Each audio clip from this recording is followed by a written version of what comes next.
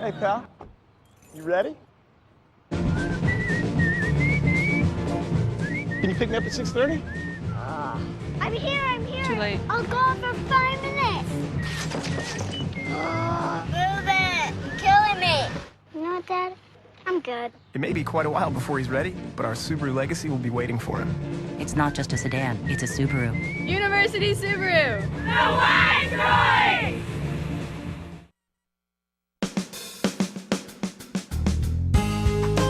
Good morning and welcome to Radio Friend. Wednesday, December the 17th. Want to introduce you to GRETA Hull, who is the director of, shake your hand, Greta, of Combs Language Preschool. Good to have you here.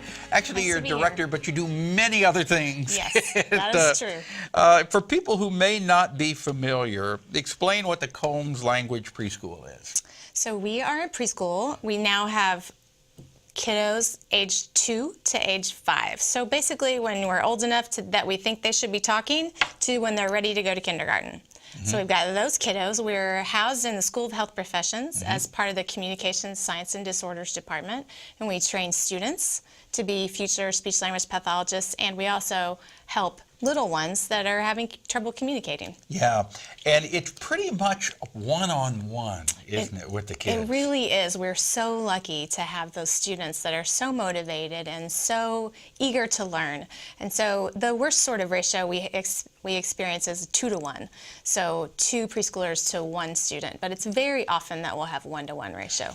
How would a parent decide that they need some assistance of the Combs Language Preschool? Well, I think probably the best advice is if you think that you might be worried about their language, what's it going to hurt to have it checked out, right? Because we... So they come down and talk to you, or do they see a doctor first? You don't need to see a doctor. So speech-language pathologists are the people that specialize in communication, in speech and language, and so we would be the people to reach out to. So what are the warning signs? So if you're thinking about a 2-year-old and they're not talking very much, when you compare them to their peers, then that would be a big warning sign. If they're getting to be 3 and you don't understand most of what they say, that would be a warning sign.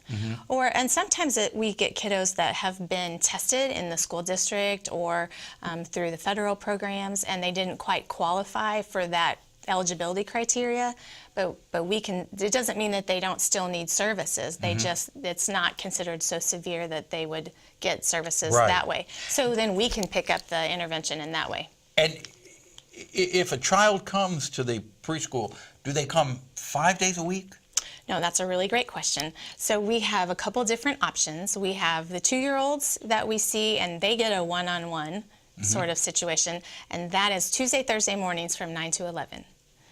And then the 3 to 5-year-olds, we have 2 different sections, and those kiddos come Monday, Wednesdays from 9 to 11, or Tuesday, Thursday afternoons from 1 until 3. And it really is a wonderful setting. And the thing is, if you're a parent also, the parent can come down and watch what's going on behind a two-way mirror. Right, an observation window. Yeah, and so the kids don't necessarily know that mom or dad or grandma or aunt or uncle watching or observing, but they can see what the kids are doing. Yeah, and our parents tell us that that's really helpful for them because they see how we interact with their children, and that helps them know how to interact with them at home to help build their language skills. Yeah, if folks want more information on this, they think they might be interested in the kids coming down, what should they do? They should email me at hullg for whole Greta at health.missouri.edu. HULLG at health.missouri.edu. Okay, or is there a phone number? Sure, 882, that might be easier. Yeah, 882-8538. 8538. And if you didn't get that, I'll repeat it for you again, 882-8538, or you can simply Google the Combs Language Preschool, University of Missouri, and all of that information will come up. That's correct. All right, Greta, thank you so much for coming by. Thanks so much. Pleasure having you. Please come back again. Don't stay will. away a year. Okay, I promise not to. All right. Now I turn to Valerie Chaffin. Good to have you. Merry Christmas, Merry Valerie. Christmas, Paul. Thanks for having me. And you're here to talk about pets at Christmas time, Pets right? at Christmas. Yeah. Yes, it's a popular time to bring a pet in your family. Right, And we but you know got to that, be sure, though. but we want to be careful. Yeah, you don't want to just go out and get a pet and pop it on the kids at Christmas morning. Yeah, stick it in a box, put a bow on it. They don't like that. No, they no, really that's don't not like good. that. No. So how does somebody decide if it really is good to get a pet at Christmas time? Well, in a family, I think the whole family ought to talk about it. It shouldn't just be the dad's decision or the mom's decision or the kid just wants a kitten. It needs to be all of their decision because they're all living together and they're bringing a family member into that fold. And so I want it to be a full family decision so everybody's welcoming this new little frightened animal into their household. So it needs to be a family decision. And then they look at us, and we're at ColumbiaSecondChance.org, or Friday night we're at the Columbia Mall with our kittens, or Saturday morning we're at Petco with our cats and dogs. Okay, so this coming Friday. It's coming Friday night. That will be the 19th? 19th. December the 19th, you'll be at the mall? At the mall from 5 to 8 with our cats and kittens. Where? Near the Dillard's Arm, near Santa. So we're not far from Santa. Okay.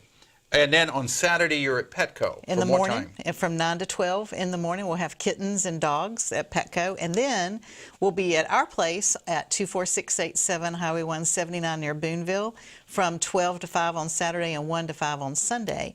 But before then, go on our website at ColumbiaSecondChance.org, click on the Adopt button, and you'll see our dogs and cats. Fill out an application and let us know about you. And we will match you up with the animals. We know the animals really well. You know you really well. And we just need to get together and see what's a good match. And keep in mind, too, that adopting a pet, when you adopt a pet, you should be making a lifelong commitment. Yes, it is. And it is not inexpensive to have a pet. No, it's either a not dog free. or a cat. It's not inexpensive. That's something that you need to realize before you adopt a pet. You don't want to bring a pet into the house and then all at once, after a couple of months, you say, oh, my, we can't afford this. No, it's an investment, and that's what we can talk to you about too. The counseling setup that we have between the time you apply for the animal and when you take the animal home is a lot of conversations with our folks, and our folks are really good at that.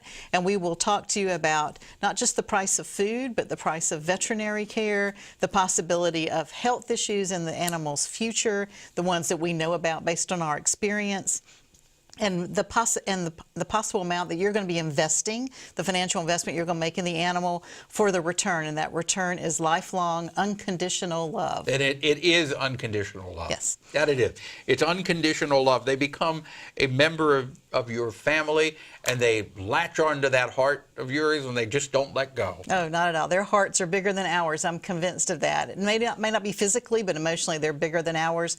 And the financial investment you're getting ready to make into this animal's future will come back tenfold to you. That's true. Hey, so mark it down. This coming Friday at the mall, and then Saturday you'll be at Petco. And then our place. At Second Chance. Valerie, thank you so much for coming by. And Greta, thank you. Thank you. All right, Merry Christmas to Merry both Christmas. of you, and Happy New Year, too. Tomorrow, Salvation Army, and we're going to talk about the Health Insurance Exchange. Our program directed by Travis McMillan, Reynolds Journalism Institute. Audio, Pat Akers from KBIA. Our floor director, Lowell Thomas. And our assistant producer and guest coordinator, Uncle James Mauser. Have yourself a nice day. Bye-bye.